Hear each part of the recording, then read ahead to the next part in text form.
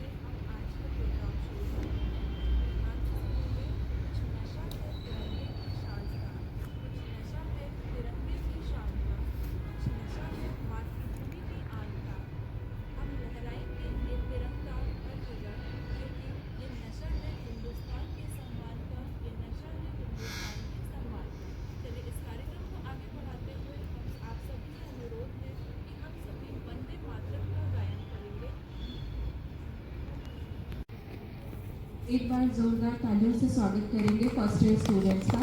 बच्चे आपके सामने सारे जहां से अच्छा गायन प्रस्तुत करेंगे।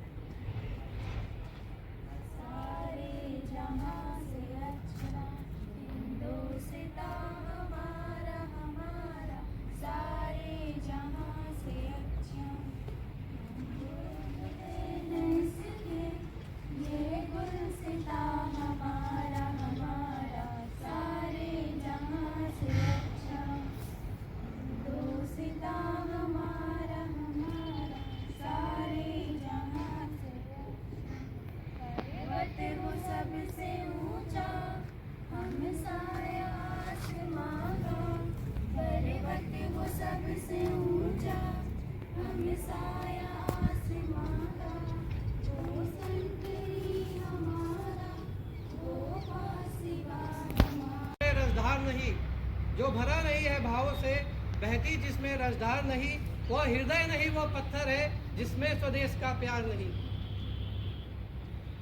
तो जैसा कि गणतंत्र दिवस है, इस अवसर पर मैंने कुछ पंक्तियां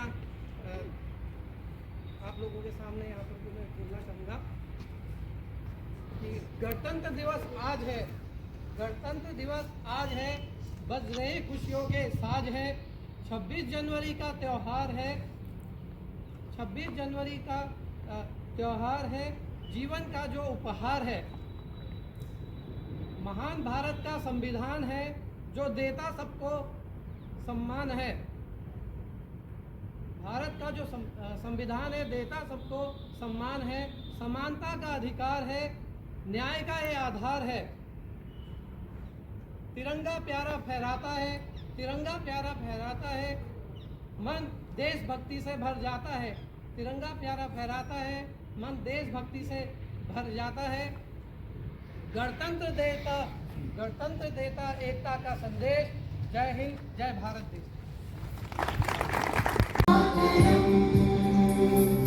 वन्दे मातरम् सुजला सुफला मलयज शीतला सस्यश्यामला मातरम् वन्दे मातरम् शुभ्रज्योत्स्ना पुलकितयामिनी पुल्लकुसुमित द्रुमदल शोभिनी सुहासिनी सुमधुर भाषिणी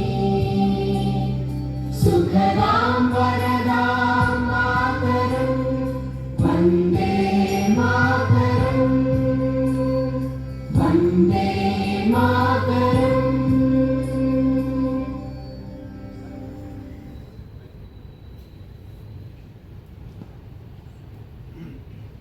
चलिए इस कार्यक्रम श्रृंखला को आगे बढ़ाते हुए मैं राजवर सर को मंच पर बुलाना चाहूँगी।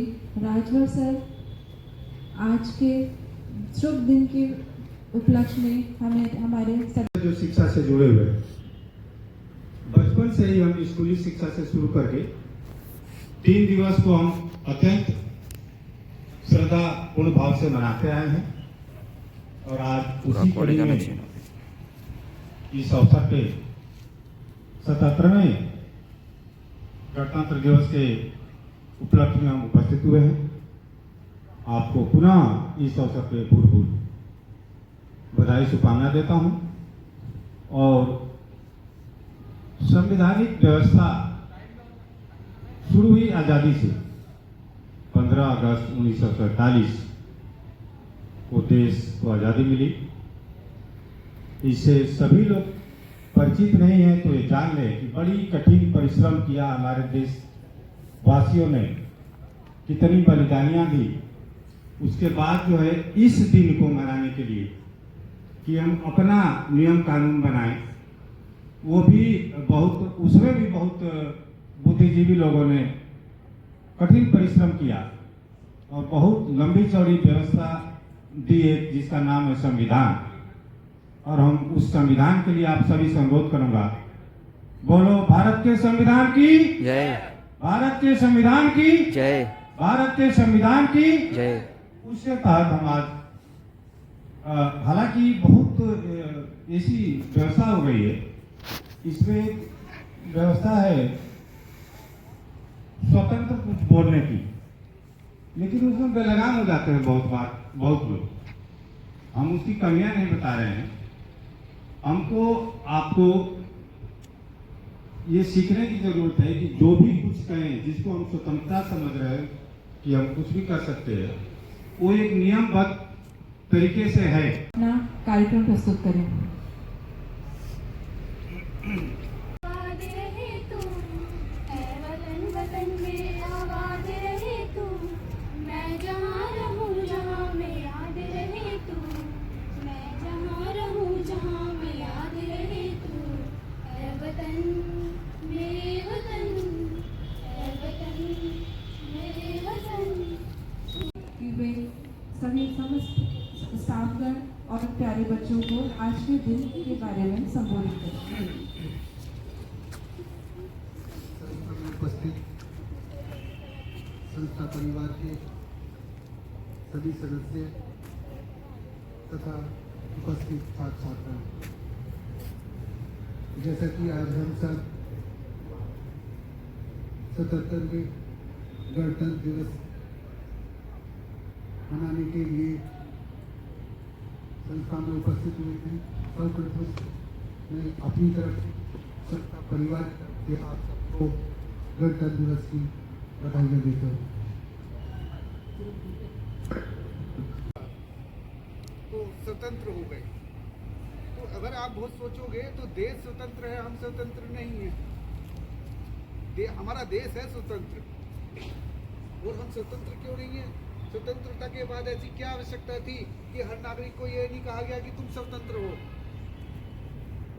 ऐसे नियमों की आवश्यकता थी जिस नियमों को बनाने के लिए देश के सभी नागरिकों के विचार इकट्ठे किए जाएं, सबकी राय शामिल हो, तो न्याय वो कुछ नियम बनाए गए, विधान बनाया गया और उसी के हिसाब से गणतंत्र, गण का मतलब है लोक, तो गणतंत्र जो हमारे द्वारा बनाए गए नियम हैं, उन नियमों को जब हम मानते हैं तब फोटो खींच लिए। संविधान के अनुसार चलते हैं।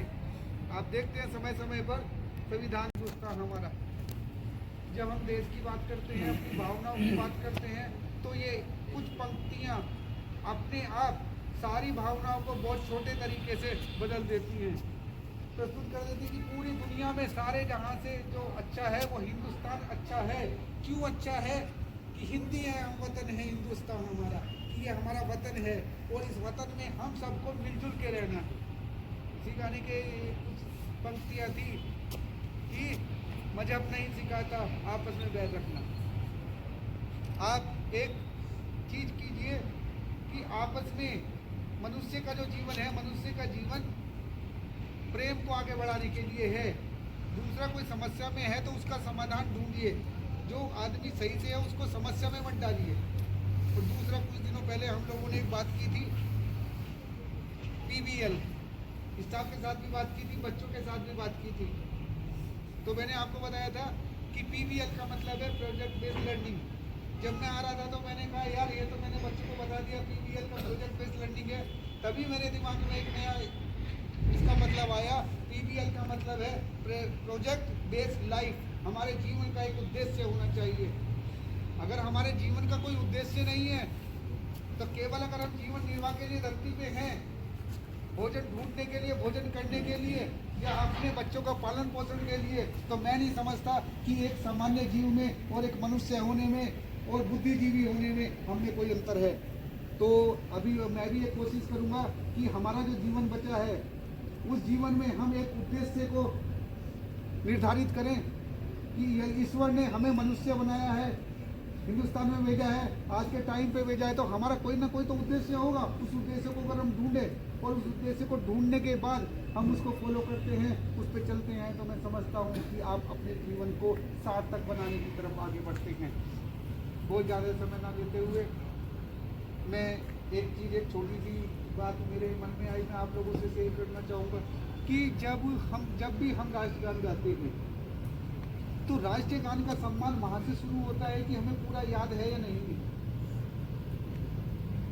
हम कहते हैं कि 52 सेकंड में राष्ट्रीय गान कंप्लीट होना चाहिए, क्या हम 52 सेकंड में कर लेते हैं? 56-57 तक तो नहीं जाते हैं। और एक बिल्कुल